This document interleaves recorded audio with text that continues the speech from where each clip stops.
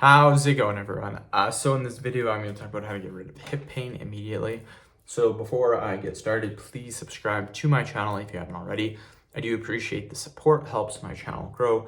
Please follow me on Instagram, Dillenberg999. So I'm going to talk about my hip pain first because I used to have very, very bad hip pain, probably for about 2 to 3 years on and off, really, really bad hip pain. So I know exactly what you guys are going through and I know how to fix it. Again, I've had this issue before. So I'll just talk about my experience and what happened with me. So basically what I had is I had a bursitis. What a bursitis is basically is there is a little ball inside your hip. And again, it's called a bursa, and you actually have bursas in your shoulders, your back, I believe, your hips, and there's another place as well. But there is a bursa inside your hip, and what happens is this just provides friction.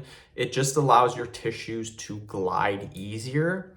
So it kind of just acts again as just a little ball, just so the tissues really don't rub together. Now this little ball, it can become inflamed, and that's what causes the hip pain, and that's what was causing my hip pain. So again, the bursa got inflamed and they call it a bursitis. So I went to the doctor, they're like, yeah, you have bursitis. So what I had to do, and this is something that was very, very, very hard for me to do, is I had to stop squatting. Squatting was putting pressure on my hip and it was causing issues with my hips. I still squat now, I just don't squat as much.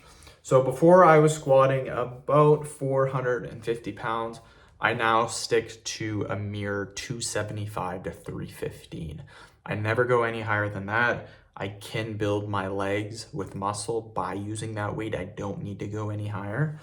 But that was my issue. I kept pushing it and pushing it and pushing it. And I would do that for 2 to 3 years. I just kept going and going and going. And again, I was causing pain with my hip. Again, before that, I squatted for probably about 8-9 years. And then the last 2 to 3 years of squatting is when I had the issues with my hip. If you have hip pain, that is a sign that you are doing something wrong. The best thing you can do for hip pain, I know a lot of people will do this, is they'll try to strengthen it. They'll try to stretch it out.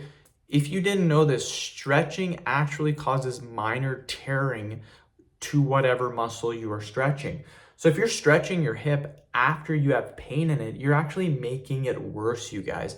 So the best thing that you can do for hip pain is to leave it alone for at least a week or two, allow it to rest. Once you have done that, then you can slowly start to go into the stretching phase. But if you're having bad hip pain right now, stretching it every single day is not the best method. I tried that. It did not work for me. The best thing I ever did was stop squatting for 2 weeks, lowered the weight, and again, my form was good. I had really good form. It's just squatting and deadlifting, it does put pressure on the hips. It's as simple as that, you guys. So there is something that you are doing. Again, it's very difficult to tell for every single individual person because everyone could have something a little bit different with them. But that's the main thing I would do, is to stop squatting, anything related to your hips, jogging, walking for a long period of time. All this does put pressure on the hips. So I end the video. Thank you so much for watching.